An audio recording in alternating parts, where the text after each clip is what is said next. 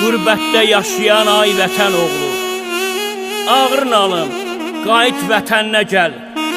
Atan-anan həsrət qalıb üzünə, ağrın alım, qayıt vətəninə gəl. Qurban olum, qayıt vətəninə gəl. Bu sözlər gözəl şairə Mirvari İlhama məxsusdur. İfa edir Aşıq Elman Talistanlı.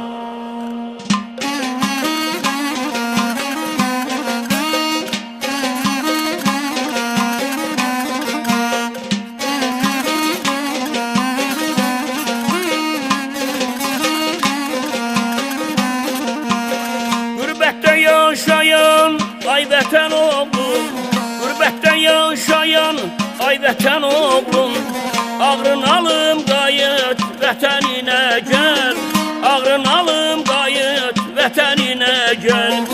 Atan-anan həsrət qalıb üzünə, atan-anan həsrət qalıb üzünə, ağrın alım qayıt vətəninə gəl, ağrın alım qayıt vətəninə gəl.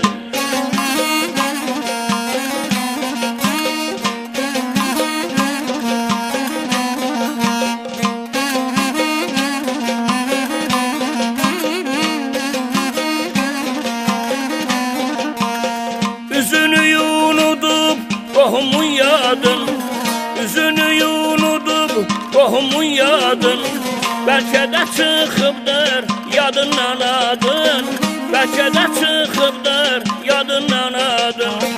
Yəqin unutmuşsan vətənin dadın, yəqin unutmuşsan vətənin dadın.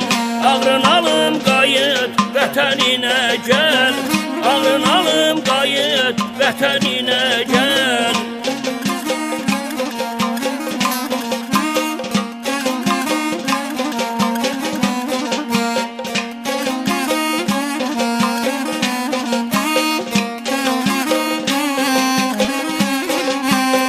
Gözəldir vətənin suyu havası, gözəldir vətənin suyu havası, kababı kətəsi sərin qovğası, kababı kətəsi sərin qovğası.